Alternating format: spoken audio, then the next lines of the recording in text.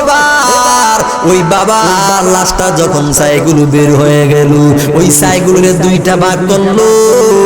দুই ভাগের মধ্যে এক ভাগ বাবার ওসিয়ত মোতাবেক দুনিয়ার সমুদ্রের ঢেউয়ের মাঝে ছড়াইয়া দিল, আরেকটা ভাগ আকাশে বাতাসের সাথে উড়াইয়া দিল, যাতে করে তার বাবার কোনো অস্তিত্ব খুঁজে না পাওয়া যায়।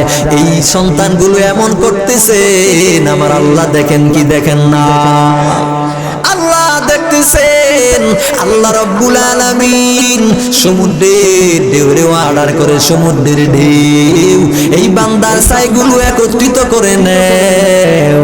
আল্লাহ রাব্বুল আলামিন বাতাসের অর্ডার করে, রে বাতাস এই বান্দার ছাইগুলো একত্রিত করে নেও। এবার বাতাস আর ছাইমি, বাতাস আর সমুদ্রের ঢেউ মিলে এই বান্দার ছাইগুলোর একত্রিত করে ফেললো। এবার আপনার কাছে প্রশ্ন, বলেন বাতাস হুকুম মানে কার? সমুদ্রের ঢেউ হুকুম মানে কার? বলে আল্লাহর।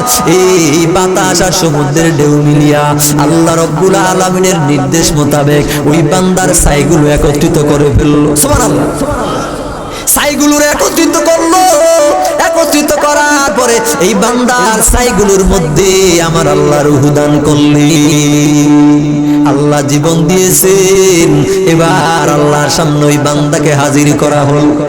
এর দ্বারা কি শিক্ষা পাইলাম? কি শিক্ষা গ্রহণ করলেন? বলে দুনিয়ার জমিন থেকে পালাবার কোনো সুযোগ নাই, সব মানুষকে আল্লাহর দরবারে দাঁড়াতেই হবে।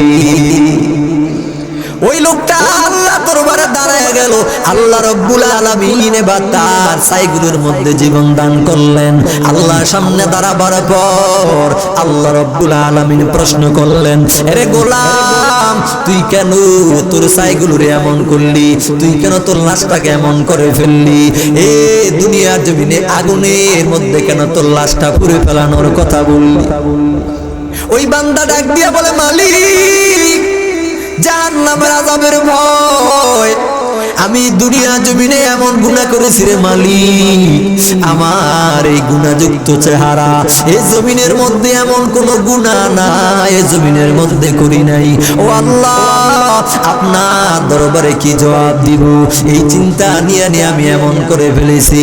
আল্লাহ রাব্বুল আলামিন বলেন, রে গোলাম, তুই কি আসলে আমি আল্লাহর ভয় নিয়ে এমন করে ফেললি? ওই মিশকাত শরীফের হাদিস, ওই লোকটা বলে, আল্লাহ আপনার জাহান্নামের আযাবের ভয় এমন করে ফেলিস। আল্লাহ রাব্বুল আলামিন বলেন, রে গোলাম, তুই যেহেতু জাহান্নামের আযাবের ভয় এমন করে ফেললি, আমি আল্লাহ তো দুনিয়ার কারো মতো দয়াময় নয়। আমি আল্লাহর নাম হলো রহমান, আমি আল্লাহর নাম হলো রহিম।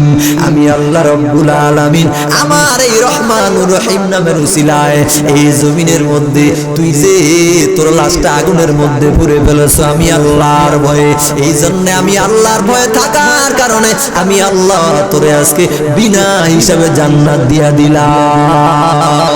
কেন? বলে আল্লাহর ভয়। আল্লাহর ভয় থাকার কারণে হাসরের ময়দানে আল্লাহ রাব্বুল আলামিনের আযাব থেকে মুক্তি পাওয়া যাবে।